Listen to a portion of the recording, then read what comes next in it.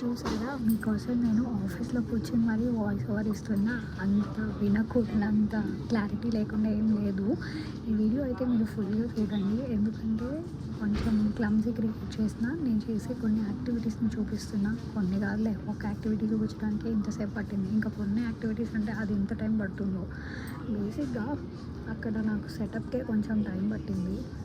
మీకు ఆ milk container చూపించలేనేమో అనే భయం వేసింది, ఎందుకంటే లాస్ట్ టైం వీడియో మొత్తం షూట్ చేసినాక కంటైనర్ కనిపించలేదు. ఈసారి అలా జరగకూడదని చెప్పేసి ఆ కంటైనర్ని కొంచెం హైట్లో పెట్టుకున్నాను. అండ్ తర్వాత నేను మళ్ళీ స్క్రీన్ షాట్స్ తీసి చూసుకున్నా, is it clearly visible are not అని. యాక్చువల్గా అక్కడ నా ఫేస్ కూడా చూపిద్దాం అనుకున్నా, కానీ అవ్వలేదు. ఏం చేస్తాం, అన్నీ కావాలంటే ఎక్కడి నుంచి వస్తాయి. సో కొన్ని దగ్గర కాంప్రమైజ్ అవ్వాలి. ఫ్రేమ్ సెట్ చేసుకునేటప్పుడు మన ఫేస్ కూడా కనిపించేలా సెట్ చేయొచ్చు, బట్ నాకు అక్కడ నేను ఒక్కదాన్నే కాబట్టి కొంచెం కష్టం అంతే.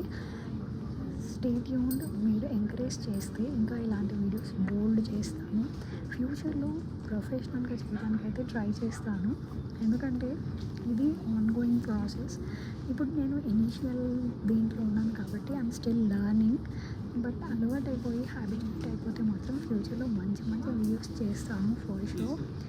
సో ఇంకా let me know your opinions in the comments. ఎక్కడ నేను కరెక్షన్స్ చేసుకోవాలి అవి.